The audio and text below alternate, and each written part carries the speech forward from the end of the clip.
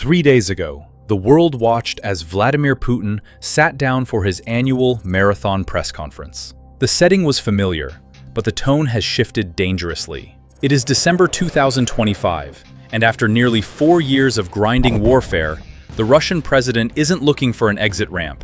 He is doubling down. He declared that the goals of the special military operation are unchanged. Yet he simultaneously hinted at a new, non-negotiable security architecture for Europe. This wasn't just a speech, it was a roadmap for 2026. Welcome to Global Briefing. I'm your host. The interview, broadcast globally, was intended to project an image of absolute stability. Putin looked comfortable, citing economic resilience and battlefield stagnation as proof of Russian victory. He spent 4 hours answering questions, carefully curated to show a united front. But if we scratch beneath the surface of his confident rhetoric, the data reveals a nation fully cannibalizing its own future to sustain a war that has become a permanent state of being. Here is the question you need to ask yourself right now. Is Putin's projected confidence a sign that Russia has truly weathered the storm and is ready to outlast the West? Or are we watching the desperate posturing of a leader who knows his economy will overheat and collapse within the next 12 months? Let me know your verdict in the comments below. Let's look at the hard data Putin tried to spin. In the interview, he claimed that Russian forces have the initiative across the entire line of contact. However, independent intelligence suggests a different reality. As of December 2025, the front lines have barely moved more than 15 kilometers in any strategic direction over the last 6 months. This is what analysts call a calcified conflict. Putin admitted to having 650,000 active troops in the combat zone, a massive increase from 2022. But the cost is staggering. Western intelligence estimates suggest that Russia has suffered over 500,000 total casualties, killed and wounded, since the start of the war.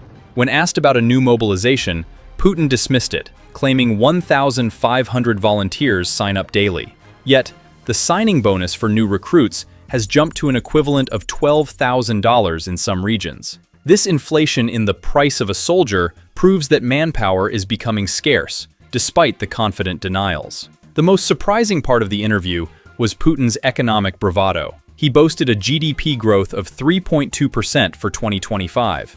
On the surface, this beats many European economies. But as analysts at Global Briefing, we deal in facts, not propaganda. This growth is almost entirely driven by military spending, which has now reached a historic 8.5% of Russia's GDP. They are building tanks, not schools, artillery shells, not infrastructure. This is unproductive growth. Furthermore, he briefly glossed over inflation. The Central Bank of Russia has kept interest rates at a punishing 23% to stop the ruble from crashing. The price of basic food staples in Moscow has risen by 18% year over year. While Putin tells the world the sanctions have failed, the Russian average citizen is spending nearly half their income on food. The economy isn't booming, it is overheating. A significant portion of the interview was dedicated to the global south. Putin explicitly thanked China, India, and Brazil for their balanced stance. He stated that 75% of Russia's trade settlements are now conducted in national currencies, effectively abandoning the US dollar and the euro. This confirms the permanent fracture of the global order. Putin is betting everything on the idea that the West is in decline. He referenced the political divisions in the United States and the European Union repeatedly, framing Russia as a traditional safe harbor. However, he issued a chilling warning regarding long-range weaponry. He stated that any Western-supplied missiles striking deep into Russian territory in 2026 would be met with asymmetric responses against Western assets in other theaters, hinting at cyber warfare or supplying proxies in the Middle East. It is December, and winter is a weapon. Putin spent 20 minutes discussing energy markets. He noted that despite price caps, Russian oil revenue remains steady due to the shadow fleet, a network of aging tankers bypassing insurance sanctions. He offered a subtle threat to Europe. Our gas taps are still there, should common sense return. This is a classic psychological tactic. He is trying to tempt European manufacturing sectors, currently struggling with high energy costs, to pressure their governments for a détente. It is a wedge strategy designed to break NATO unity before the spring offensive. So, what is the takeaway from this December 2025 address? Putin is not looking for a ceasefire. He is looking for capitulation. He believes time is on his side. He is banking on Ukraine fatigue in the West and the sheer mass of Russian resources to grind down the opposition. However, the cracks are visible. An economy running on 23% interest rates and endless military spending cannot last forever.